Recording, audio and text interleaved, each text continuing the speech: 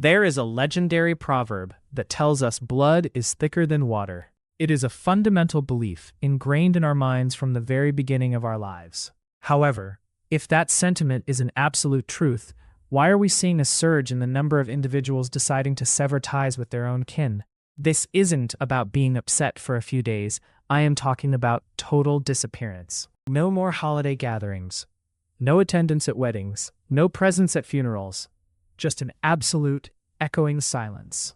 If you assume that only the most visibly abusive households result in this outcome, you would be mistaken. On the surface, some of these families appear flawless. They post beautiful portraits on social media and host vibrant weekend get-togethers. Yet, behind the scenes, there is a current of emotional coercion, subtle dominance, and a heavy, invisible weight that slowly drains the life out of them for decades. Then, without warning, they reach a breaking point, declare they have had enough, and vanish without offering a single word of justification. Mental health professionals explain that terminating a family relationship is rarely a heat-of-the-moment choice. Instead, it is a profound and intricate psychological survival tactic. In this discussion, we are going to analyze the internal cognitive processes of those who decide to leave their relatives behind forever. If you are currently weighed down by immense shame or are desperately trying to grasp why a person you care about suddenly walked away, this might provide the clarity you have been seeking all along. Welcome back to the channel. I am Nori. Let's dive in. When a grown child gathers their belongings, blocks every contact number, and exits for good, the parents are frequently left in a state of utter bewilderment. They often tell their friends and neighbors things like, "They turned into a stranger overnight. Everything seemed fine just yesterday." Or perhaps, "They stopped talking to us over a minor disagreement about chores." To an outside observer, it looks completely irrational. However, in the field of psychology, we refer to this as the volcano effect. You see, a volcanic blast only seems sudden to the bystanders at the base of the mountain taking photos, the people who ignored the deep seismic shifts occurring far beneath the surface. Molten rock does not just manifest instantly. It has been simmering, building up immense pressure, and remaining suppressed under incredible weight for years on end. On the day the peak finally erupts, the catalyst might be a minor tremor, but it represents the final drop that causes the entire vessel to overflow. Family estrangement functions in a nearly identical manner. The separation is not born from a single dramatic event. It is the result of a slow, quiet erosion caused by consistent microtraumas. So what exactly constitutes a microtrauma? These are not physical blows. They are the invisible abrasions that occur repeatedly. It is the biting, sarcastic remark at the dinner table. "Oh, you actually found employment? I assumed you were content living off us indefinitely. I was just having a laugh. That never happened. You're making things up." It is the persistent violation of your personal space. Your mother reorganizes your private drawers without permission. Your father calls your office 5 times an hour and becomes indignant if you don't answer immediately. A single snide comment won't break a person, but 10,000 of them over 2 decades will literally rewire your brain's architecture. Your physical body begins to emit distress signals long before your logical mind recognizes the danger. Your stomach knots up the moment a notification from your mother appears on your phone. You find yourself sitting in your car in the driveway for 20 minutes, practicing deep breathing just to find the strength to walk through the front door. You begin to minimize yourself, whittling your personality down to the smallest possible fragment, just to avoid conflict. Your system enters a state of permanent fight or flight. When the nervous system has been overtaxed for an extended period, cutting off communication isn't a form of retaliation. It is the brain's built-in safety switch, attempting to preserve whatever remains of your sanity. The renowned psychologist Carl Jung frequently discussed the persona, which is the social mask we utilize to fit into society. In a supportive family environment, you are able to remove that mask when you return home. However, in a toxic family dynamic or a household led by narcissistic parents, the family unit itself becomes the most demanding stage of all. In that environment, your authentic self is unwelcome. Instead, you are forced into a specific role from the moment you are born. Consider whether you have been unintentionally performing one of these four heartbreaking roles. The first role is the golden child. This individual serves as the vessel for the parents' unfulfilled ambitions. They are the star athlete, the straight-A student, the one who secures a spot at a prestigious university. Their parents display them like a shiny trophy to impress colleagues at social events. While it looks enviable from the outside, the golden child survives under a crushing amount of expectation. The affection they receive is entirely conditional. They internalize a painful lesson. I only possess worth when I am winning. They frequently sacrifice their own happiness to pursue high-status careers they actually despise, like law or medicine, simply to maintain the parents' perfect fantasy. The second role is the scapegoat. Whenever the family unit faces a conflict it cannot resolve, it requires a psychological dumpster to hold all its collective frustration and rage. This child is usually the one who stands out as different. Perhaps they are the creative spirit in a family of scientists, or the most empathetic person in the house. Paradoxically, the scapegoat is often the only one who perceives the family's dysfunction accurately. They are the ones brave enough to seek counseling and point out how illogical the parents are behaving. Because they insist on speaking the truth, they are viewed as a disturbance to the established order. The third role is the lost child. To survive in a high-conflict or suffocating household, this child chooses to vanish into the background. They stay in their room for hours, never ask for anything, and never cause any trouble. They believe that the less space they take up, the safer they will be. As adults, they often become fiercely self-reliant to the point of total isolation, harboring a deep-seated belief that their very presence is an inconvenience to others. The fourth role is the parentified child.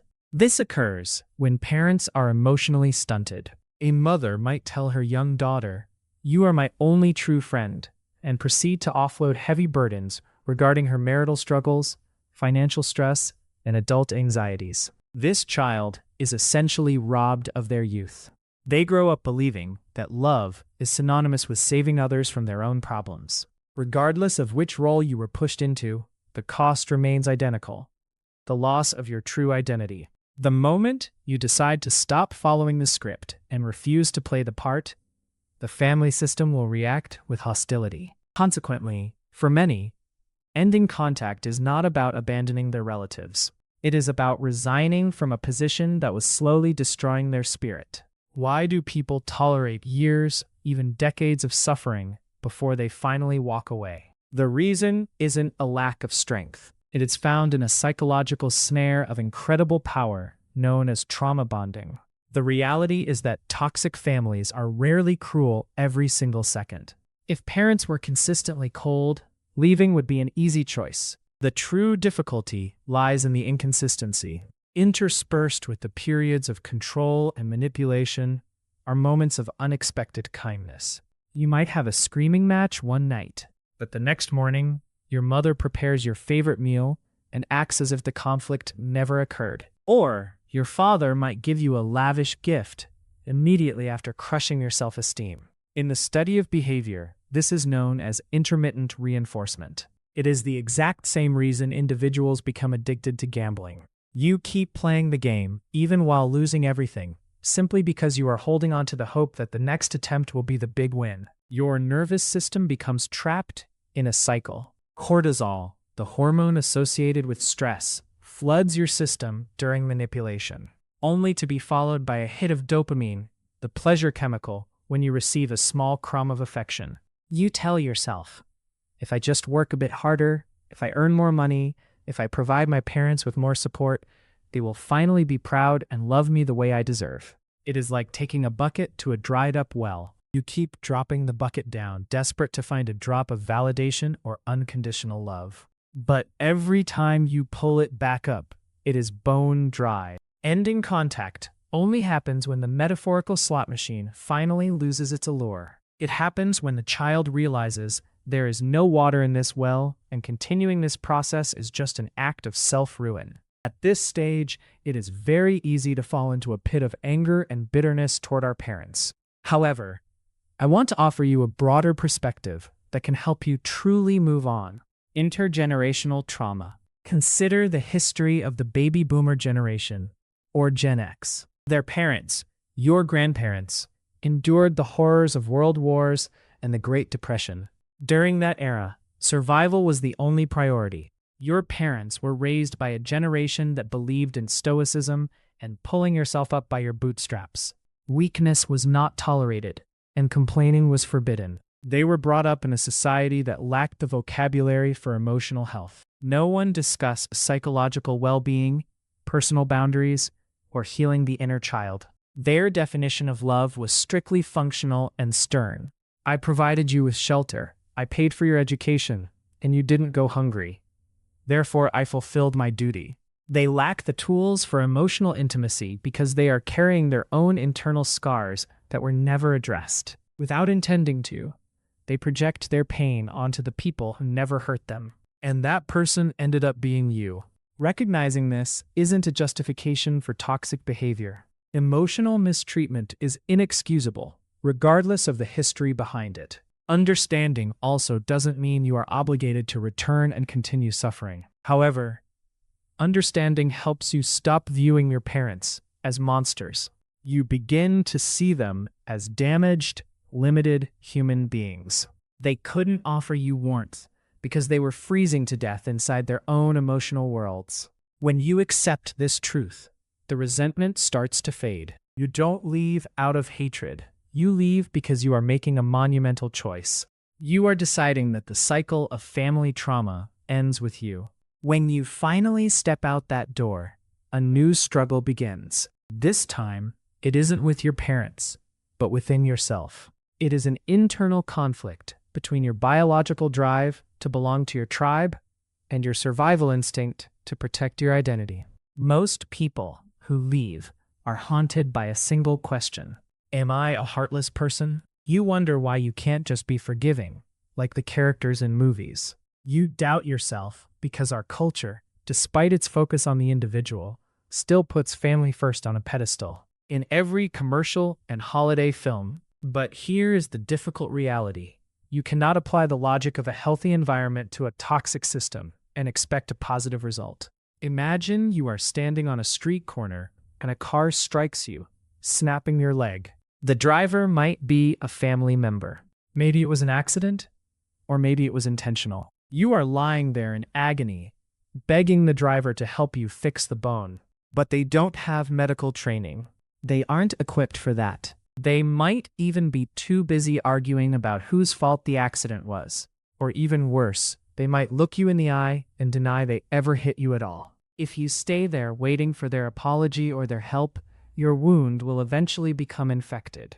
Recovery is your own responsibility. You have to be the one to get yourself to a hospital, find a specialist, and endure the discomfort of the healing process.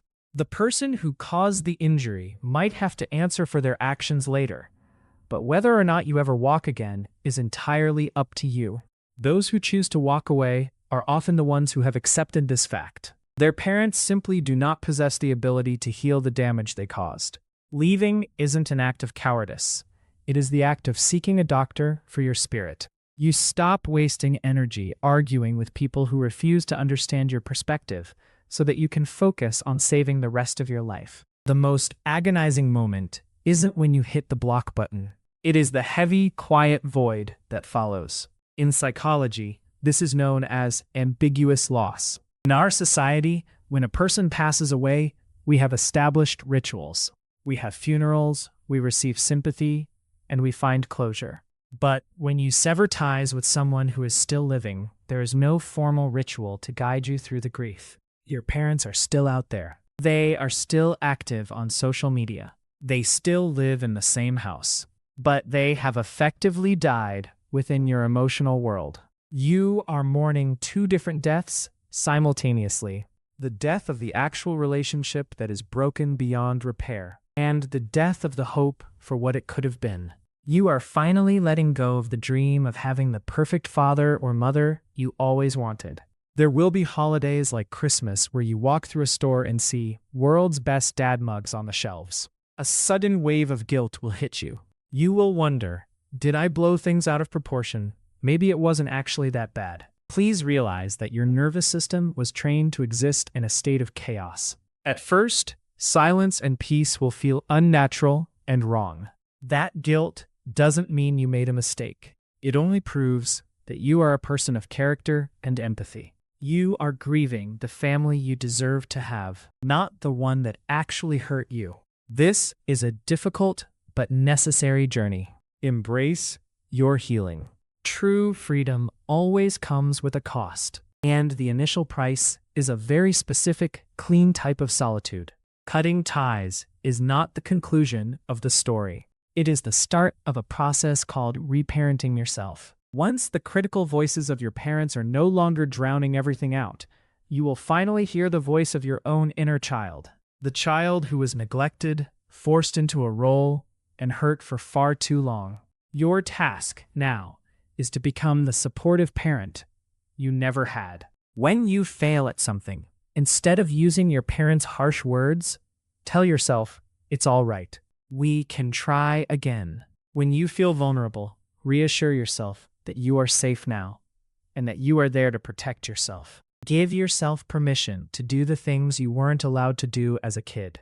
Buy the toy you wanted, go on a solo trip, or just sleep in without feeling like a failure. From those scattered pieces, you will eventually start to construct a chosen family. There is a wonderful concept that friends are the family we pick for ourselves.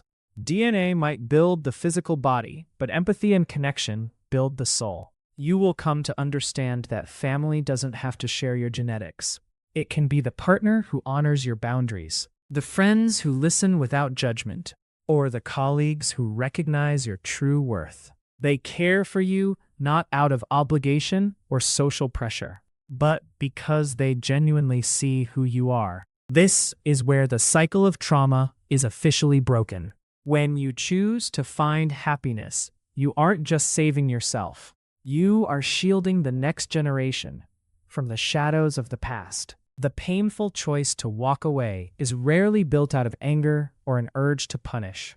It is a quiet sanctuary you are forced to construct just to keep your shattered spirit alive. Let go of the heavy guilt, whispering that you somehow abandoned the people who raised you. You simply stopped sacrificing your inner peace to keep everyone else in the room perfectly comfortable. How will you spend your restored energy now that you no longer have to fight for basic respect? If this resonated with you, leave a single sentence in the comments to experience what it means to be truly heard. The profound silence they left behind is exactly where your real life finally gets to bloom.